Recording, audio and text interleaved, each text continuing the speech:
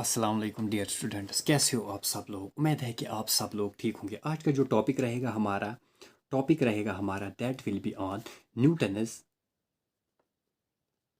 Third law of motion. Newton's third law of motion जानने से पहले हम जाते हैं किस पे, न्यूटन्स फर्स्ट लॉ पे, न्यूटन्स सेकंड लॉ पे, फिर आ जाते हैं न्यूटन्स थर्ड लॉ पे। हमने देखा न्यूटन्स फर्स्ट लॉ, अगर हम बात करेंगे फर्स्ट लॉ की, न्यूटन्स फर्स्ट लॉ में उसने क्या कहा, अगर कोई बॉडी रेस्ट में है तो वो रेस्ट में रहेगी, अगर कोई बॉडी मोशन में है तो वो मोशन में ही रहेगी। फॉर एग्जाम्पल मान लो मेरे पास एक ये पेन है, ऐसे आप समझो ये एक पेन है, ठीक है, ये रेस्ट में है फिलहाल, ठीक है, यूं ही रेस्ट में है, ठीक है, मुझे इसको लिफ्ट करना है। तो लिफ्ट करने के लिए फॉर एग्जाम्पल मुझे इसको मोशन में ले आना है, तो मोशन में लाने के लिए मुझे क्या करना पड़ेगा, फॉर एग्जाम्पल इस पर एक्सटर्नल फोर्स अप्लाई करना पड़ेगा। सो एक्सटर्नल फोर्स अप्लाई करने के लिए मुझे फॉर एग्जाम्पल इसको लिफ्ट करना है, सो मैं इस पर एक्सटर्नल फोर्स अप्लाई करूंगा। जो ही मैं एक्सटर्नल फोर्स अप्लाई करूंगा तभी ये फॉर एग्जाम्पल फिर मोशन में आ जाएगा, ठीक है। या फॉर एग्जाम्पल अगर कोई बॉडी मोशन में है, मान लो फॉर एग्जाम्पल यही पेन लेता हूँ, एक काम करता हूँ, इसको मैं रोल करता हूँ, फॉर एग्जाम्पल जो ही मैं रोल करूँ, अब देखो ये कंटिन्यूअसली मोशन में आया था, फिर से देखो कंटिन्यू रोल में था, कंटिन्यूअसली मोशन में था, ठीक है। तो फॉर एग्जाम्पल मैंने इसको स्टॉप किया। अब स्टॉप मैंने कैसे किया, इसको मैंने इस पर एक्सटर्नल फोर्स अप्लाई किया, ठीक है। तो ये था अबाउट न्यूटन्स फर्स्ट लॉ, ठीक है। अगर फॉर एग्जाम्पल कोई बॉडी जिसको मतलब रेस्ट में है उसको मोशन में लाना है तो उसके लिए भी हमें फोर्स अप्लाई करना पड़ेगा, या अगर फॉर एग्जाम्पल कोई मोशन में उसके लिए भी हमें फोर्स अप्लाई करना पड़ेगा, ठीक है। तो ये था न्यूटन्स फर्स्ट लॉ। फिर आ जाते हैं हम न्यूटन्स सेकंड लॉ पे। न्यूटन्स सेकंड लॉ पे भी हमने जाना कि न्यूटन सेकंड लॉ में क्या होता है। फॉर एग्जांपल अगर कोई जो चेंज होता है मोमेंटम में, that is directly proportional to किस पे, फोर्स अप्लाइड पे। वो भी हमने देखा, वहां से हमें एक रिलेशन भी निकली, that's F is equal to M into A, ठीक है। मोस्ट इंपॉर्टेंट रिलेशन थी ये। इस पे हमने क्या किया, न्यूमेरिकल्स भी अप्लाई किए, न्यूमेरिकल्स भी सॉल्व किए, ठीक है। तो इनकेस फिर हमने देखा फॉर अगर हमें फॉर एग्जांपल मास दिया होगा, एक्सलेरेशन दिया गया होगा, तो हम इजीली फोर्स निकाल सकते हैं, ठीक है। या फॉर एग्जांपल अगर हमें ऐसे आप समझो मास निकालना होता था तो हम कैसे निकालते, एफ एम को यहाँ से रखते हैं, दैट्स एफ डिवाइड बाई ए, ऐसे भी निकाल देते। या फॉर एग्जाम्पल अगर कहीं हमें एक्सलेरेशन निकालना होगा, हम क्या करते थे, F divide by M is equal to A. तो इस हिसाब से हम मतलब एक्सलेरेशन मास या फोर्स निकालना होता तो हम इजीली निकालते थे, ठीक है। नाउ आज आते हैं, बात करते हैं किस पे, न्यूटन्स थर्ड लॉ पे, ठीक है। तो फाइनली हम पहुंच गए न्यूटन्स थर्ड लॉ पे। तो न्यूटन्स थर्ड लॉ को जानने के लिए पहले हम देखते हैं कि न्यूटन ने क्या बोला है, ठीक है।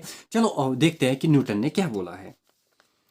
यहाँ पे देखो, Newton's third law of motion, according to this law, to every action there is always an equal and opposite reaction, that is the force of action and reaction are always equal and opposite। मतलब क्या कह रहा है, कोई भी अगर action होगा, ठीक है, तो उसका उसमें क्या हो जाएगा, ऑलवेज इक्वल, वो ऑलवेज इक्वल हो जाएगा और अपोजिट रिएक्शन में हो। अब ये कैसे आप समझोगे, चलो फॉर एग्जांपल मैं एक एग्जांपल लेता हूँ। मान लो फॉर एग्जांपल ये एक, ऐसे आप समझो ये एक ऐसे आप समझो ये एक दीवार है, ऐसे आप समझो ये एक वॉल है, ठीक है। आप एक काम करते हो, इस पे फोर्स अप्लाई करते हो, इस पे फोर्स अप्लाई करते हो, ठीक है। इस पे आपने क्या किया, फोर्स अप्लाई किया। ये हो गया, जो आप यहां से फोर्स अप्लाई कर रहे हो, ऐसे आप समझो जो आप यहां से पुश कर रहे हो, ऐसे आप समझो यहां से जो आप फोर्स अप्लाई कर रहे हो ना, इसको बोलते हैं हम एक्शन, ऐसे आप समझो इसको बोलते हैं हम एक्शन। और वापस में दीवार आपको वापस मतलब फोर्स अप्लाई कर रहा है, जो वापस ये फोर्स अप्लाई कर रहा है ना, that is known as reaction, ठीक है। ऐसे आप समझो, मान लो फॉर एग्जांपल ये दीवार है, यहां से आप फोर्स अप्लाई इस पे कर रहे हो, फोर्स अप्लाई कर रहे हो, क्या कर रहे हो, फोर्स अप्लाई करो, तो यहां से ये हो गया एक्शन। और वापस दीवार मतलब देखो फॉर एग्जांपल दीवार वापस आप लोगों को फोर्स कर रहा है, that is known as reaction, that is known as reaction. यही कह रहा है न्यूटन कि to every action there is always an equal, equal होता है, ठीक है। एंड अपोजिट रिएक्शन, और अपोजिट रिएक्शन मतलब क्या है इसका, मतलब जितना आप फॉर एग्जांपल यहाँ से 10 न्यूटन अप्लाई करते हो उसी हिसाब से यहाँ से भी वापस ये 10 न्यूटन अप्लाई करता है, बट मगर किस में, अपोजिट डायरेक्शन में। यही न्यूटन कह रहा है, तो every action there is an equal and opposite reaction. ये जो यहाँ पे एक्शन एंड रिएक्शन है, action and reaction, most important दो टर्म्स हैं यहाँ पे। रिएक्शन मतलब क्या है इन दोनों का, मतलब ये दोनों जो है ना ये फोर्सेस है। क्या है ये, फोर्सेस है। कोई आपको मतलब कुछ और मत समझो कि कुछ कुछ एक्शन है, कुछ रिएक्शन अलग टाइप, केमिस्ट्री का रिएक्शन है और ये कुछ एक्शन किसी मूवीज का। अरे नहीं भाई, ये फोर्सेस है। एक्शन और रिएक्शन ये असल में फोर्सेस हैं, ठीक है। चलो एक काम करते हैं, या फॉर एग्जांपल ऐसे भी आप समझो, अगर फॉर एग्जांपल आप लोगों ने देखा होगा कि आप स्विमिंग करते हो ना, स्विमिंग स्विमिंग मोस्टली बहुत सारे करते होंगे स्विमिंग। आप देखते हो मतलब जब आप पानी में तैरते हो कैसे वो फिर जब आप पानी को पुश करते हो बैग से, ठीक है, फिर पानी आपको वापस पुश करता है, तभी आप आगे चल पाते हो। या आप देखोगे कैसे एक आदमी चलता है, ठीक है, या कैसे वो वॉक करता है, वॉकिंग, ठीक है, वो हम सारा देखेंगे इसके बाद इसके एग्जाम्पल्स में। फर्स्ट हम ये कंसिडर करते हैं कि इसकी एक्सप्लेनेशन जानेंगे कि न्यूटन्स थर्ड लॉ क्या बोल रहा है। चलो देखते आते हैं इसकी एक्सप्लेनेशन पे, ठीक है। Let's understand this action and reaction, ठीक है, हम जानेंगे कि चलो ये अंडरस्टैंड करते हैं ये एक्शन और रिएक्शन होता क्या है।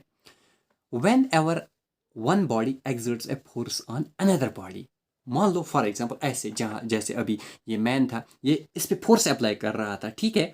When ever one body exerts a force, अगर एक बॉडी, ठीक है, दूसरी बॉडी पे फोर्स एक्सर्ट कर रहा है, क्या कर रहा है, force exert on another body, the second body exerts an equal and opposite force. यही जो मैं अभी बोल रहा था, सेकंड बॉडी उतना ही फोर्स उसको वापस अपोजिट में अप्लाई करेगा, ठीक है। ये यही बोल रहा है कि वेन एवर, अगर हम किसी बॉडी, एक बॉडी पे फोर्स अप्लाई करते हैं, ठीक है, तो वहां से वो सेकंड बॉडी भी वही एक्सर्ट फोर्स करता है, equal and opposite on the first body. किस पे, फर्स्ट बॉडी। फॉर एग्जांपल अगर ये था फर्स्ट बॉडी, ये था फर्स्ट बॉडी और सेकंड बॉडी कौन है, वॉल, ये दीवार, ये है सेकंड बॉडी। तो फर्स्ट बॉडी इस पे अप्लाई फोर्स कर रहा है और सेकंड बॉडी फिर इस पे वापस उतना ही अप्लाई फोर्स कर रहा है। यही हो गया था, ठीक है। यही है न्यूटन्स थर्ड लॉ का। आप मेन इसका यही मकसद है। The force exerted by the first body on the second body is known as action. जो अभी मैंने बोला कि जो ही हम इस पे अप्लाई करते हैं, ठीक है, जो यहाँ से हमने इस पे फोर्स अप्लाई किया, ठीक है, जो ही हमने यहाँ से फोर्स इस पे अप्लाई किया, जो ही फॉर एग्जांपल हमने यहाँ फोर्स इस पे अप्लाई किया, ये हो गया एक्शन।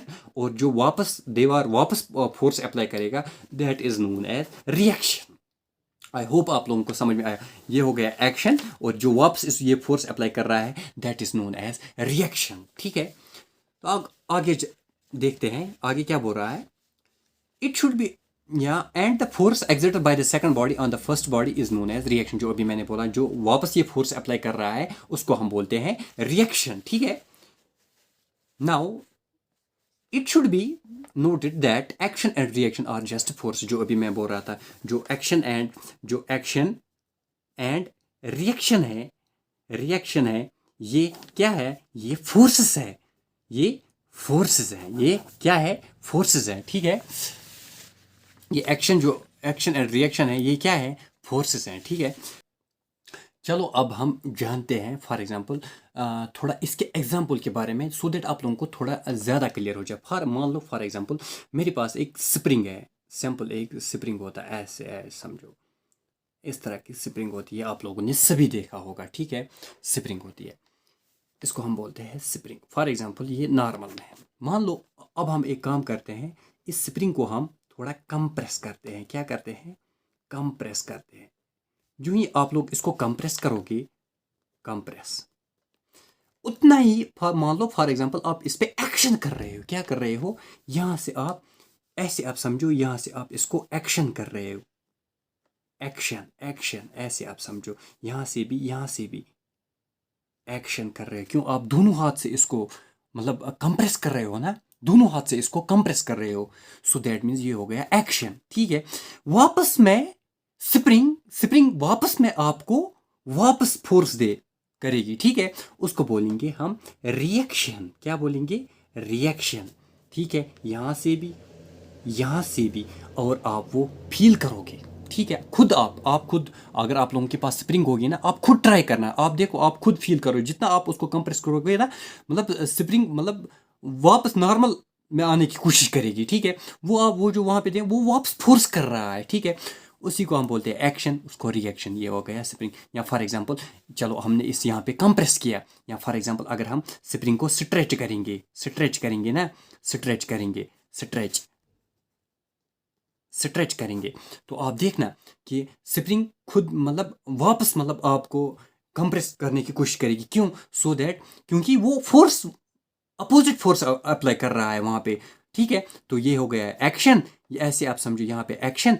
तो अब जो स्प्रिंग खुद वापस लेगी, तो that mean that will be reaction. क्या होगा? रिएक्शन। तो इस हिसाब से आप लोगों को ये समझ में आया होगा, ठीक है। या फॉर एग्जांपल और भी एग्जांपल है, जैसे फॉर एग्जांपल मान लो हमारे पास कोई ऑब्जेक्ट है, हम उसको नीचे फेंकते हैं, ठीक है, नीचे अब ये नीचे क्यों गया बिकॉज ड्यू टू ग्रेविटी की वजह से, ठीक है। या फॉर जैसे मैंने आप लोगों को यहाँ पे एक कुछ ये देखो मेंशन भी किया यहाँ, फॉर एग्जांपल जो मैं आप लोगों को अभी समझा रहा था स्प्रिंग के बारे में। When we compress a coiled spring, the spring is compressed by the force of our hand, in return the spring compress exerts a force on and we can feel, जो हम फील भी करते हैं। इसी तरह जो अभी मैं बोल रहा था एग्जाम्पल, मान लो फॉर एग्जाम्पल मेरे पास एक पेन है, ठीक है, जो पेन है इसको मैं नीचे फेंकता हूँ, क्यों नीचे जाएगा? बिकॉज ड्यू टू ग्रेविटी की वजह से। Again the earth pulls the stone downward due to the gravity. किस वजह से?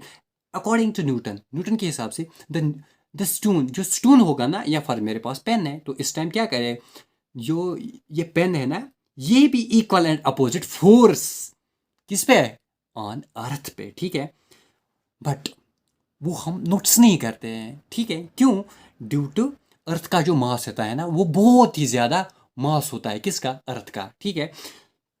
और जो हमारे पास पेन है, इसका तो बहुत छोटा मास होता है, ठीक है। The effect and small so exerted, ठीक है। तो फिर हम क्या करते हैं? The stone on the motion of earth is negligible. वो क्या होता है? नेग्लिजिबल होता है, ठीक है। अब इसी तरह यहाँ पे मैंने थोड़ा, अगर फॉर एग्जांपल हमारे पास दो बॉडी होंगे, क्या होंगे? दो बॉडी होंगे, ठीक है। फॉर एग्जांपल हमारे पास दो बॉडी, मान लो ऐसे आप समझो, इफ यहाँ पे मैंने मेंशन किया सो दैट आप लोगों को फिर नोट में अच्छी तरह समझ में आ जाएगा। सो इफ फॉर एग्जांपल अगर फोर्स ए बी, ऐसे आप समझो, जैसे मान लो फॉर एग्जांपल हमने अभी दीवार लिया था, फॉर एग्जांपल यहाँ पे एक बॉडी थी, ऐसे समझिए ये होगी ए बॉडी, ये इस पर अप्लाई फोर्स कर रहा था, क्या कर रहा था? फोर्स इस पे अप्लाई कर रहा था। तो ये हो गया था, हमने क्या लिया था इसको, ये हो गया था एक्शन, फोर्स, ठीक है। फोर्स ए बी मैंने यहाँ मेंशन किया। अब ये ए बी क्या है? फॉर एग्जांपल फोर्स, ठीक है, फर्स्ट बॉडी ऑन सेकंड, ऐसे force on A, force of A on body B, ऐसे आप समझो, ठीक है, कि फोर्स किसका? ए का, बट किस पे? बी पे, क्योंकि हम इसमें जो ही ऐसे आप समझो, न्यूटन्स थर्ड लॉ में always interaction with two bodies होता है, ठीक है। तो क्योंकि फोर्स तभी होता है जब दो बॉडीज को, ये तो मैंने ऑलरेडी आप लोगों को बताया कि फोर्स तब होता है जब इंटरेक्शन बिटवीन टू बॉडीज, ठीक होता है। तो इसी तरह यहाँ पे भी देखो, force of first due to second, force is F A B is the force exerted on a body A by the body B, ठीक है। तो हो गया एक्शन, ये हो गया एक्शन। अब वापस में फॉर एग्जांपल ये बॉडी बी है, कौन? एक ये वाल, ये बॉडी बी है, ठीक है, ये बॉडी बी है। अब ये क्या काम करेगी? Exerted on the body B, ये हो गया, जो इसको वापस ये अप्लाई फोर्स करेगा, दैट इज द रिएक्शन। कौन? अब कौन इसको वापस अप्लाई करेगा? दीवार, ओब्वियसली, ठीक है, दीवार इसको वापस, जो हो गया रिएक्शन, ठीक है। तो ये यहाँ पे बोल रहा है body by reaction. Then according to Newton's third law, जो हमें न्यूटन्स थर्ड लॉ बोलेगा, that force of A B, अब मैंने यहाँ पे एरो क्यों डाला? Arrow, that means force of A B is equal to minus times force of B A, ऐसे आप समझो, फोर्स ऑफ बी ए। क्यों?